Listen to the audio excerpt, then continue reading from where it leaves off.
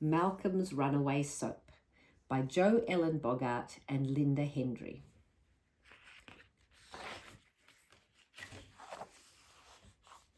It all started with Malcolm's bath. Malcolm had been digging a hole in his backyard and was very dirty. His mother said he was too dirty to wait for bedtime. He would have to have a bath in the middle of the afternoon. "Well," said Malcolm, "if I have to have a bath in the middle of the afternoon, it's going to be a good one." He filled the tub with lots of warm water. Then he played like a seal, splashing and barking and clapping his flippers. By the time he was ready to start scrubbing, the warm water had made a slippery, squishy mess of his bar of strawberry soap. As Malcolm grabbed it to wash his very dirty knees, pop! The soap slipped out of his hands and up into the air.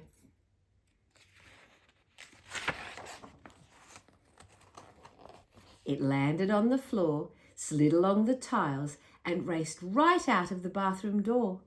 The soap went past Malcolm's sleeping cat Ralph and down the stairs.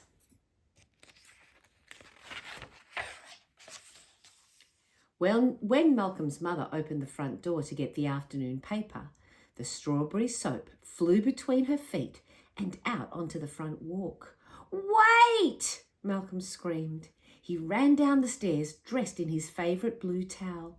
"Stop that soap!" he hollered. "Stop that soap!" The letter carrier saw the speeding soap and ran after it. "Stop!" she called, but the soap was going faster all the time. "I've got it!" yelled Policeman Dan, reaching up. He snatched at it with both hands, but pop! The soap flew out of his hands and did a triple backflip.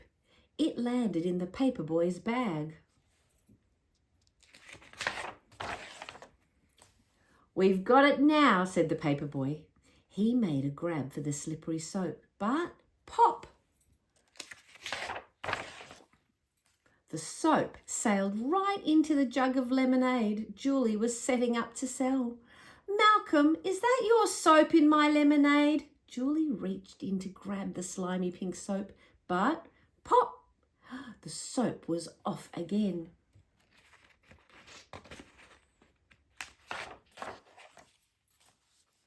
At the end of the block, Mr. Sanders was bathing his poodle, Fifi, on the balcony of his apartment.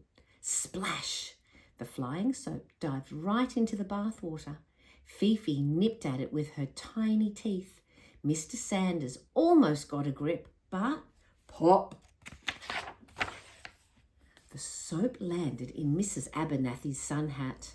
"Trapped at last," shouted Malcolm. Everybody stopped running and started clapping wildly. At last the runaway soap would be caught. But Mrs. Abernathy, who didn't know she had the soap in her hat, thought the applause was for her. She blushed and gave a low bow. Gently, the soap slid down the rim of the hat and fell onto a passing skateboard.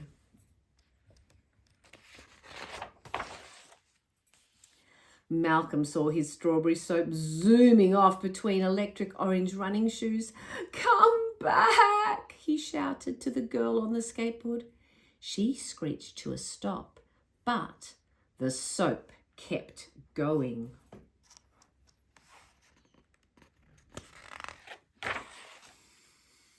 It flew up and into the window of a bus stopped at the corner. A woman sat on it and pop! The soap was off again.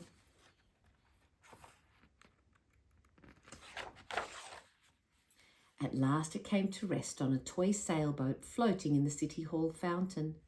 Malcolm saw his chance and leapt into the fountain. He grabbed the soap with both hands and both feet. He washed his ears and his neck, his knees and his ankles, his belly button and his elbows, and even his face. He rubbed until he had a huge, marvellous lather.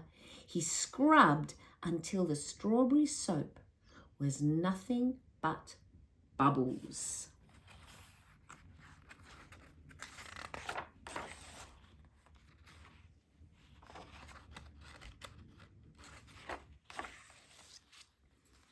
When he was squeaky clean, Mrs. Abernathy handed him his favourite blue towel. Malcolm said goodbye to everyone, and Policeman Dan took him home.